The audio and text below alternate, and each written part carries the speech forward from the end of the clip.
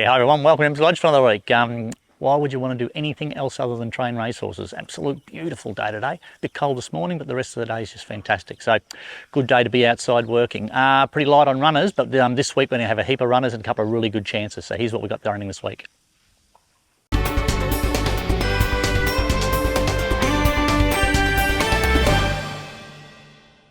El Sordo goes to Werribee on Friday. Ran third the other day there, same track, same distance.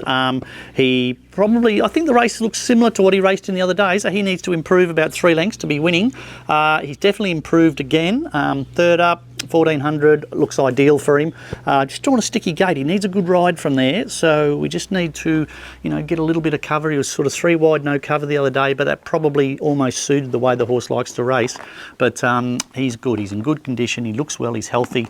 I expect him to run a place or better on Friday. That's El Sordo.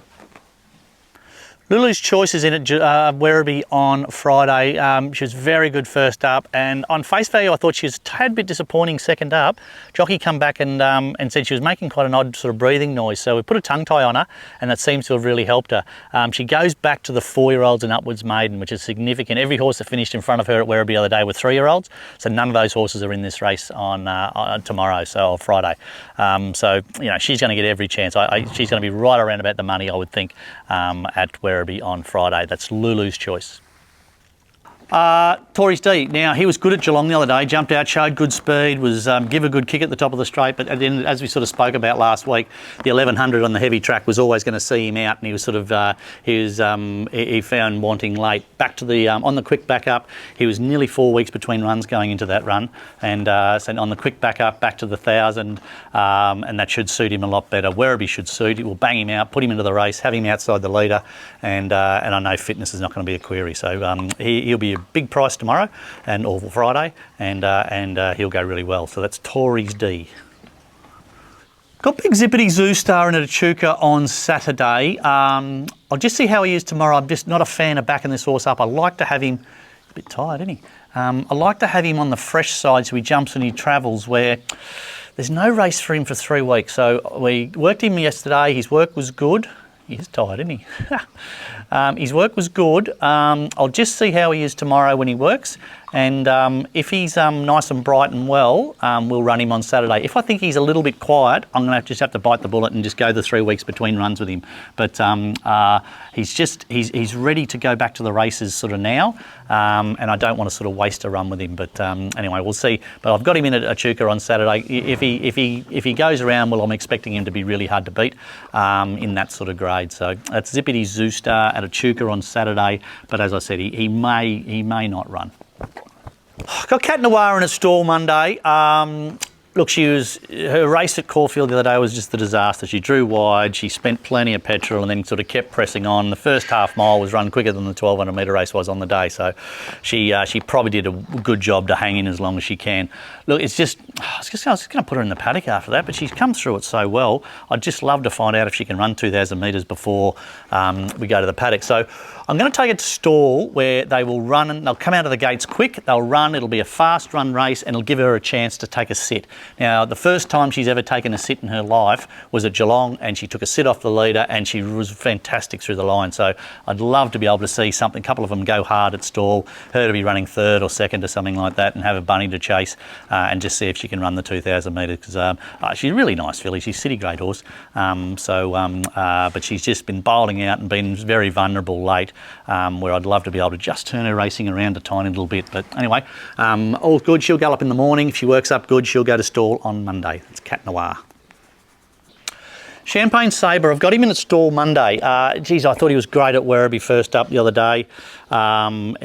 He's pulled up good from it. I'll give him a gallop tomorrow, and then if he works up good, I'll accept for him to go to stall on Monday. Second up over a mile, I think just suits him down to the ground. He's just in such good order. He's a beautiful animal. So yeah, he'll go really well. I expect him to sort of be round about the placings again, and then we might probably go up in trip again after that. And then I think you'll find he'll be a really nice sort of middle distance to staying 3-year-old. So that's Champagne Sabre at stall on Monday. Echuca goes to Stawell on Monday. Third up, 2,000 metres, perfect. Lots of ticks in the boxes. Work this morning's fantastic. Horse looks well. She's nice and sound. Everything's right with her. Ironically, she started a couple of really short price her first couple of starts this time in, and probably couldn't win. And now she's got to a trip where I think she can probably start to be placed or better.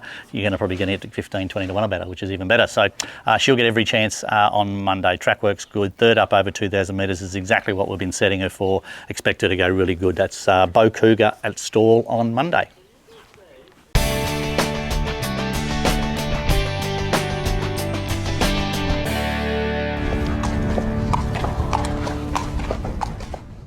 G'day guys, welcome to Around the Stables. This week's horse is the giant of the stable, the big Zippity Zoustar. He's had 2 runs back this time in, and I think they've both been okay. His first up run was really good. He was they were banging and crashing into him. He didn't have a lot of room, and he sort of went to the line, pretty hard held. So that was a pretty good run in benchmark 64 grade. Went to Geelong. Bear in mind that the first up run he had was pretty soft, and then the second up run was completely the opposite. He was sort of out 3 wide, facing the breeze, and then the heavy track probably told its toll a bit late. So. Go to third up, back to 0 to 58 grade, up to a mile. He's won at the 1700 at Warrnambool before. A lot of ticks in the boxes. I think that significant drop back in grade to 0 to 58 grade, like none of the horses that have beaten him in his first 2 runs would be eligible for this race. So that probably in itself says a bit. So bit of history on this horse. He was a pretty bad bleeder.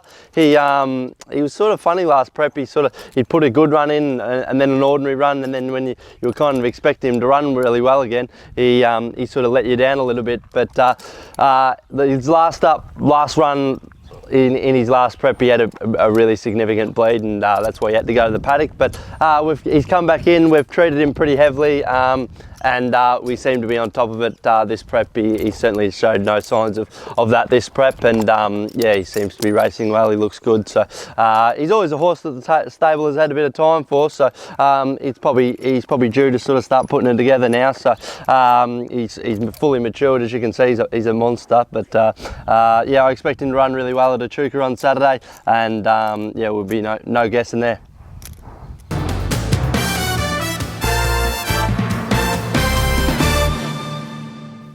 That's it for another week at Emsley Lodge. Thanks for watching. Geez, I reckon we're sending a bunch of, I don't know how many horses we're sending around this weekend, probably 6 or 7.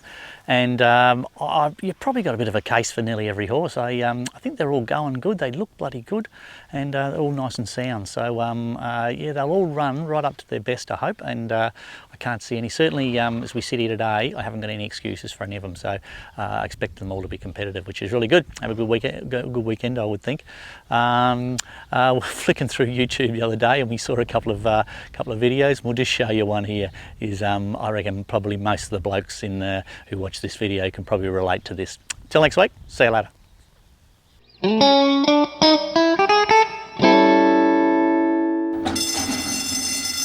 They're off. Little Miss Macho had a bit of an awkward start. My Wife Knows Everything broke well. Lady Mutata is up and on the pace. Rojo's Tune is out third. The Wife Doesn't Know fourth to the outside. And Eleni's Hope is fifth as they move for the first turn. Past the half-mile pole. Lady Mutata by a length and a half. Little Miss Macho is in second. After that comes My Wife Knows Everything in third. On the far outside, The Wife Doesn't Know is moving up and is now fourth and right alongside of My Wife Knows Everything. My Wife Knows Everything and The Wife Doesn't Know are moving together on the far turn. And here come My Wife Knows Everything and The Wife Doesn't Know on the far outside. Little Miss Macho is fourth. They're into the stretch. Lady Mutata, My Wife Knows Everything. Center of the track, The Wife Doesn't Know. Into the final furlong. My Wife Knows Everything. The Wife Doesn't Know. They're 1-2. Of course they are. My Wife Knows Everything in front. To the outside, The Wife Doesn't Know. My Wife Knows Everything. The Wife Doesn't Know. My Wife Knows Everything. More than The Wife Doesn't Know. Whew. Miss Tallahassee was third.